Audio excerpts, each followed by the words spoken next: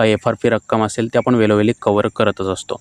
परंतु ऊस तोडणी दर आणि वाहतूक दर कशाप्रकारे आहेत आणि यामध्ये किती वाढ या ठिकाणी झालेली आहे, एकंदरीत पार्श्वभूमी काय या दरांची सविस्तर इथे समजून घेण्याचा प्रयत्न केला जाणार आहे. साखर उद्योगातील आपण पाहाल जे काही शेतकरी बांधव असेल त्यांच्या दृष्टीने हे एक महत्त्वाचा घटक आहे, म्हणजे वाहतूक व तोडणी.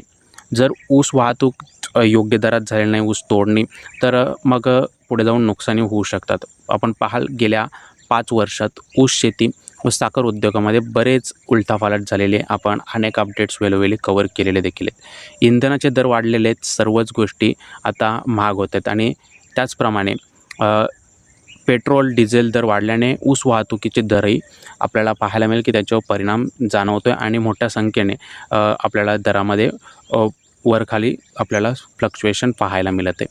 तर या